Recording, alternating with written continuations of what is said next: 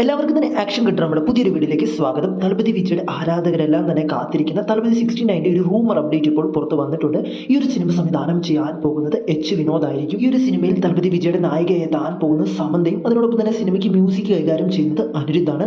KVN production കമ്പനിയുടെ ബാനറിലായിരിക്കും cinema തിയേറ്ററിൽ താൻ പോകുന്നത്. അപ്പോൾ കാത്തിരിക്കാം സിനിമയുടെ ഒഫീഷ്യൽ അപ്ഡേറ്റിന് വേണ്ടി. ഈ വർഷം തിയേറ്റർ റിലീസ് ചെയ്യാൻ പോകുന്ന നടൻ വിജയ് നായകനായി വരുന്ന സിനിമയാണ് the greatest of all time. Venkat പ്രഭുവാണ് ഈ ഒരു സിനിമ സംവിധാനം ചെയ്തത്.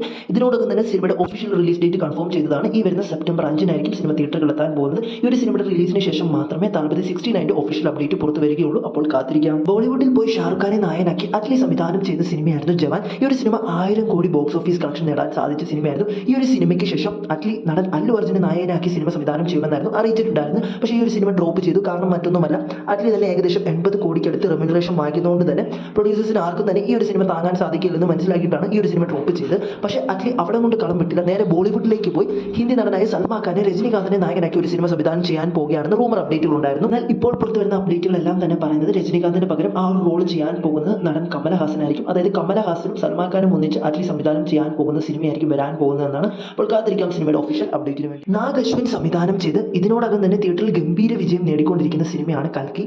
പ്രഭാസ്, അമിതാഭ് ബച്ചൻ, ദീപിക പത്കോൺ, കമലഹാസൻ, ദുൽഖർ സൽമാൻ, വിജയ് ദേവരകൊണ്ട എന്നിവരൊക്കെയാണ് ഈ ഒരു സിനിമയിൽ പ്രധാന വേഷത്തിൽ എത്തിയിട്ടുള്ളത്. ആദ്യ ദിവസം 190 കോടി രൂപയ്ക്കടുത്ത് ഇന്ത്യൻ ബോക്സ് ഓഫീസിൽ കളക്ഷൻ നേടിയ സിനിമ ഇപ്പോൾ ഇത് 5 ദിവസം പിന്നിടുമ്പോൾ തന്നെ ഏകദേശം 600 കോടി രൂപയ്ക്കടുത്ത് ബോക്സ് ഓഫീസ് കളക്ഷൻ നേടാൻ സാധിച്ചിട്ടുണ്ടെന്നാണ് റിപ്പോർട്ടുകൾ പറയുന്നത്.